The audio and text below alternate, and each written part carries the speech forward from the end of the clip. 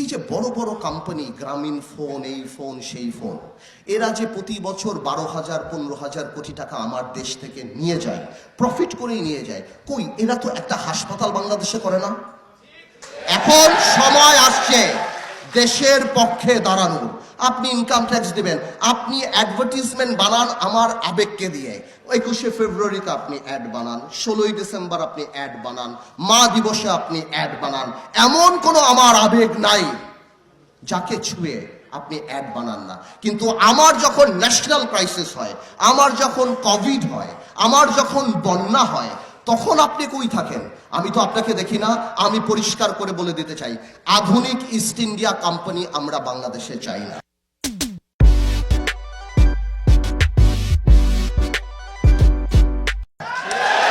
সংবিধানে আপনারা বিদেশ থেকে আসেন, আপনারা ব্যবসা করেন, we don't mind, it's open country, it's open market, you can come and do business here. কিন্তু আমাদের সংবিধানে এই সিএসআর প্রভিশন থাকা উচিত। বিদেশি কোম্পানি যারা বাংলাদেশে এসে কোটি কোটি টাকা, হাজার হাজার কোটি টাকা নিয়ে যায়, একটা পার্সেন্টেজ, যেই পার্সেন্টেজ হোক, 2%, 3%, 5%, গ্রামীণ 10,000 কোটি টাকা নিয়ে যায়, সেটা 5% হলো 500 কোটি টাকা গ্রামীণের প্রতি বছর বাংলাদেশে ইনভেস্ট করতে হবে। হাসপাতাল বানান, স্কুল বানান, অটিস্টিক বাচ্চাদের জন্য কিছু বানান, করেন না? আপনারা বানাতে থাকেন না?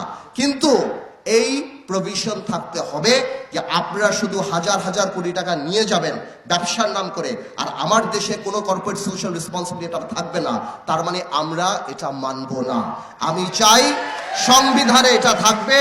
এবং আপনারা বড় কোম্পানি ব্যবসা করেন, ব্যবসা করে টাকা নিয়ে যান বিদেশে, অসুবিধা নাই। কিন্তু ওই টাকা যে নিয়ে যান, কমপক্ষে রাবার ব্যান্ডগুলি আমাদের দেশে রেখে যান, কমপক্ষে আমরা জানি উপকৃত হই। গ্রামীণ মিডিয়ার ভাইদের অনেক টাকা অ্যাড দেয়, আমি বিশ্বাস করি আমার এই গ্রামীণের এই ব্যাপারটা মিডিয়া ভাইরা বড় করে দিবে। আবার এমন যাতে না হয় আমার মিডিয়ার ভাইরা এই পাঠ্য কেটেই দিল। আমি চাই এই জিনিসটা জানি বাংলাদেশের মানুষ